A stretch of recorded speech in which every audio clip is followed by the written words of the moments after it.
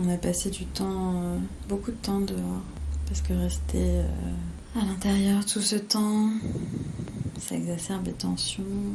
Et donc comme ça avait un petit peu pété hier,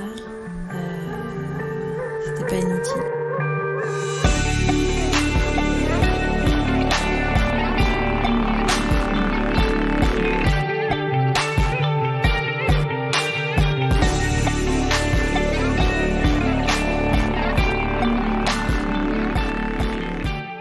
Salut, c'est Walid de Friction. Quand la nouvelle du confinement a été annoncée, on a tous pensé à nos parents, à nos proches, à des gens dans des situations un peu compliquées. Moi, j'ai tout de suite pensé à Émilie. Je me suis dit, la pauvre est enceinte jusqu'aux yeux. Comment elle va faire dans son petit appartement parisien ? Alors je l'ai appelée, on a discuté, et l'idée de s'enregistrer et de garder un souvenir de cette période lui a plu. Une période exceptionnelle pour nous tous, bien sûr, et surtout pour elle et son compagnon. Alors on lui a prêté un micro, on l'a briefé, et c'était parti. Voilà le résultat.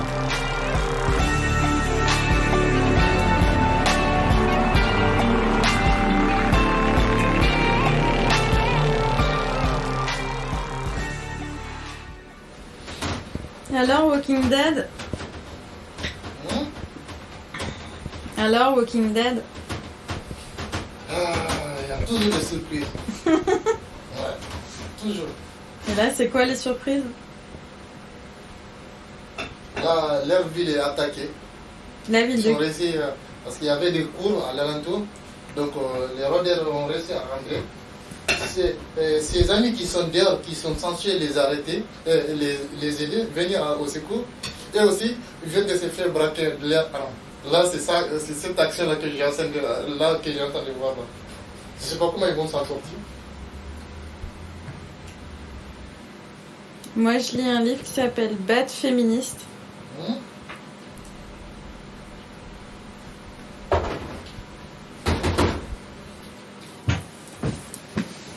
J'arrive. On est le samedi 4 avril. Et Doom, s'il me regarde là. Quoi ? Il me regarde alors qu'en fait il est en train de regarder la série Walking Dead depuis au moins 15 heures, je pense. Il est 19 heures. Donc ça fait 4 heures. Ça a été l'objet d'une dispute ces jours récents. Bon, on va se balader là.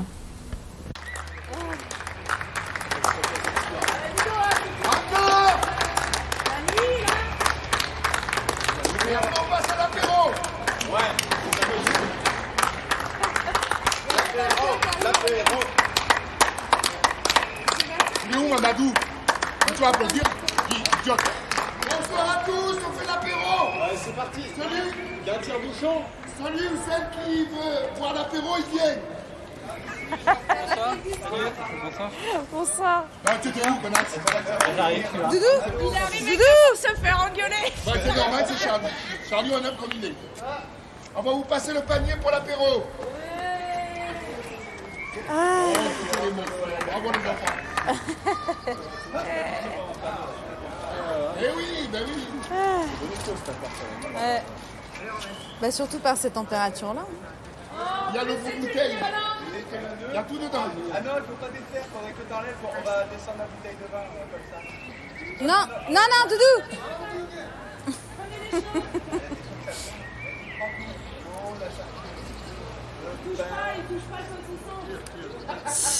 Et 10 € chacun, hein. Les affaires reprennent. Hein. On remonte une bouteille de rosé alors. Attends, non, on a dit...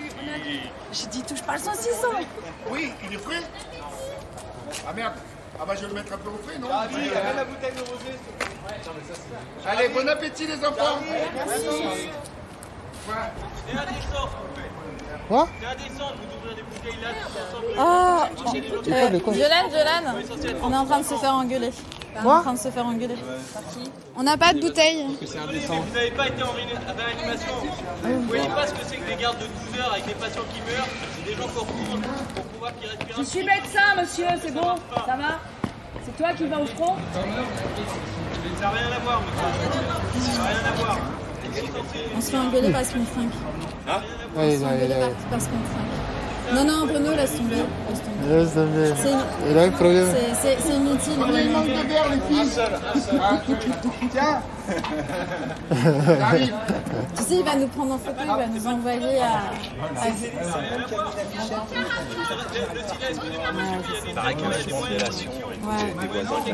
Restez à 1 mètre comme ça, moi, on est... Hein? Restez à 1 mètre comme ça, on est...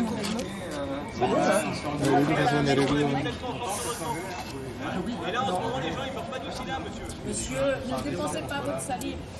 Laissez tomber. Ne crachez pas, s'il vous plaît, monsieur. Mais c'est bien, on a le... Arrête de cracher sur les gens au moins. À la tienne, mon loulou. À la tienne, mon loulou. Aujourd'hui, samedi 4 avril, on a passé du temps, beaucoup de temps dehors. Ça nous a fait du bien, parce que rester à l'intérieur tout ce temps, ça exacerbe les tensions. Et effectivement,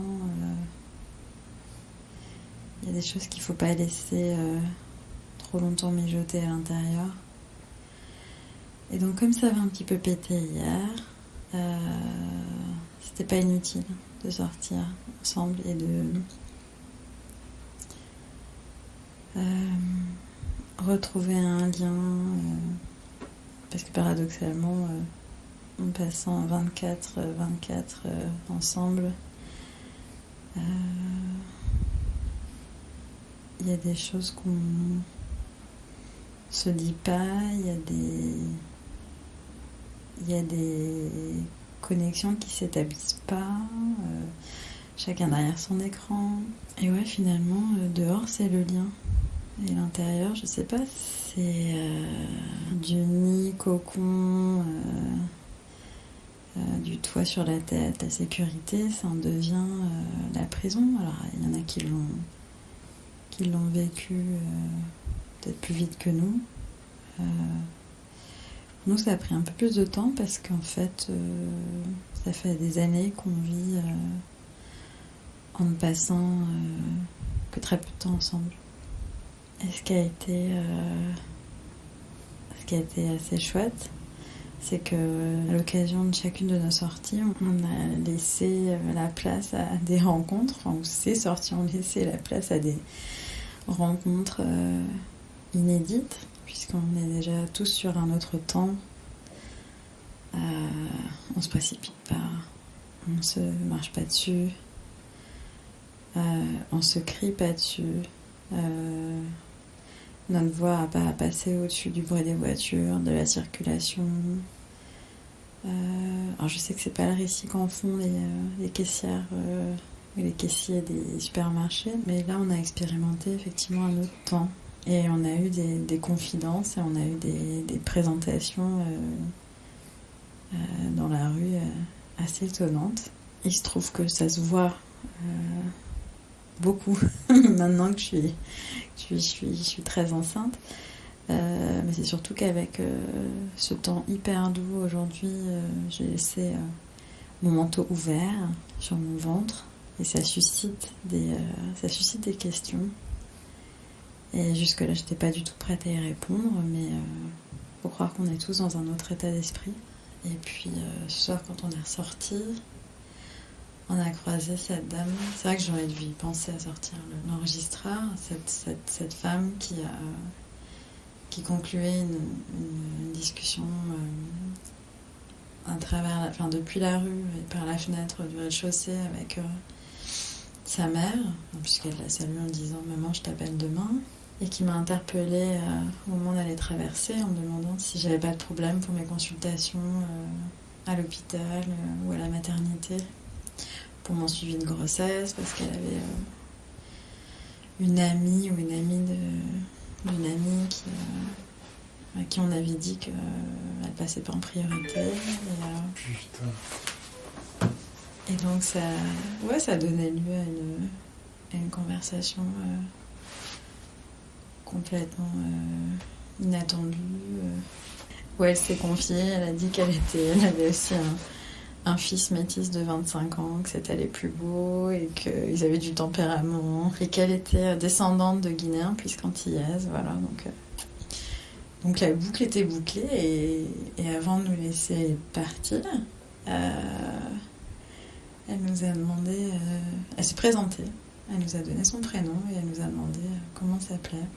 Mais c'était une belle rencontre et voilà comment à peu près s'est terminée cette journée. Avec moi allongée sur le lit et Dooms qui qu'en est à sa je sais pas combien épisode, tandis que le riz est en train de bouillir.